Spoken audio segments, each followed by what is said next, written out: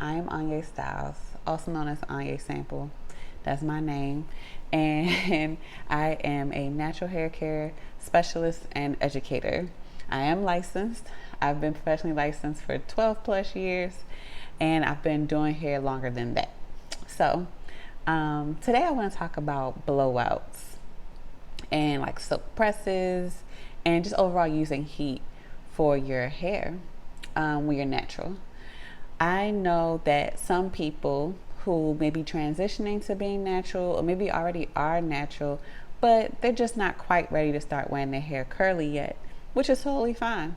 You can still engage with heat in a very healthy way. And in this video, I'm going to share with you how, okay? So get out your notepads and all that stuff because we're about to go in with the tips, okay? So 1 second.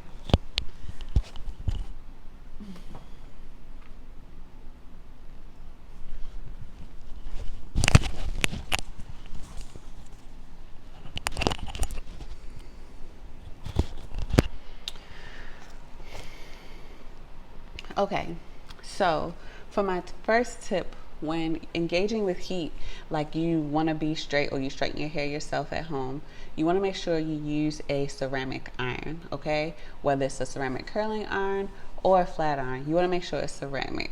So I know a lot of people be like, oh, but I want it bone straight and I want this and I want that. I will say this, please, if you care about the thickness of your hair and the density, and even if you want it to grow, just because your hair is straight or you don't have as many curls doesn't mean your hair still can't grow, but it's all on how you care for it, okay?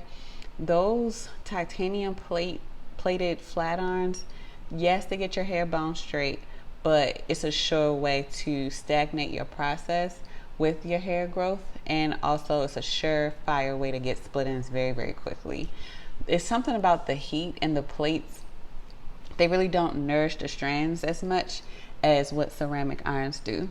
So you want to make sure you use a ceramic iron setting, and you want to make sure you use one with a dial, not one with just the on and off switch, okay? Because with the on and off switch, you don't really know where you are with the heat range. It could be 180, it could be 450, you never know. So with a dial or something you control, actually see the numbers of where you are in control of where that heat is, okay? So that's one. Use a ceramic iron when flat ironing your hair or curling your hair. Number two, you want to make sure you use a lightweight heat protectant or a leave-in conditioner. I know sometimes with us curly girls sometimes, and I've seen it over and over again, where people will use so much leave-in conditioner or so much heat protectant thinking, they're protecting their hair. And I get it. I totally understand. You want to make sure you don't burn out your hair or whatever. However, I want to make sure that when you are going through the process of your hair with blow drying and flat ironing it, it could just be a hot, smoky, burnt smelling kind of mess, and you don't really want that for your hair. It's not healthy, and it's just overall it's not appealing. You don't want your hair to smell like smoke just because you use so many products on it. So what I recommend is using a lightweight heat protectant or a lightweight leave-in conditioner that has heat protectant built in. And there are plenty of different ones out here on the market that you could use. I'm going to drop some recommended ones I like below.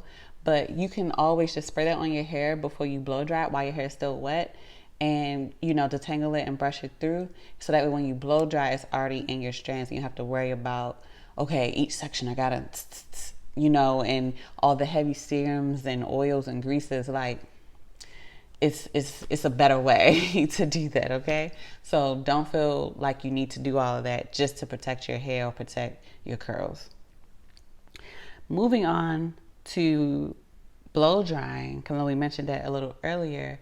If your hair does have a tighter texture, or you do have a lot of curls in your hair, and you may not have the new latest and greatest like blow dryers and stuff. I know the ones, I can't remember the name of it, but the ones that it's like a suction cup or whatever, and it's like holding on to it and then you just let it go. Whatever, I forgot the name eventually, but if you don't have one of those or something like that, I would definitely suggest using the stretch and pull technique.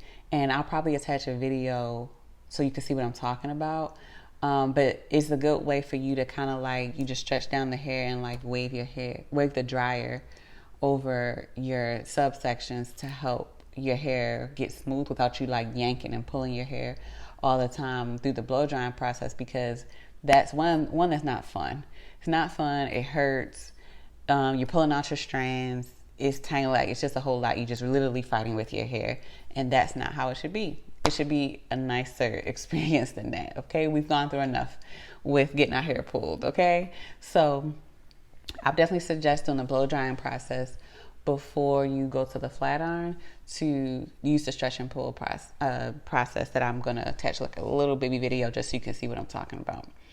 And then last but not least, do 1 to 2 passes per subsection. So you know how, okay, so your hair is all blow dried now, and you're gonna take your subsection. Let's say this, I have locks obviously, but you're gonna take your subsection. You're ready to smooth that piece out. Sometimes people like to do a 1 pass first, so just like silk it out and make it straight, and then may go back and put a curl.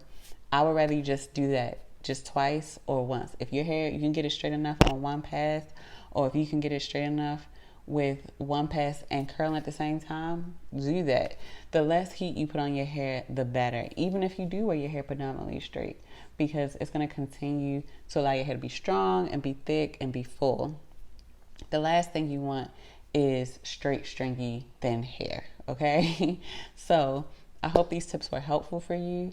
Like I said, I'm going to drop below some of my recommended tools and products and all that I recommend to you. And yeah, be sure to follow me on Instagram, and it's Anya Styles on Instagram, and also subscribe to my channel because we're going to have a lot of fun.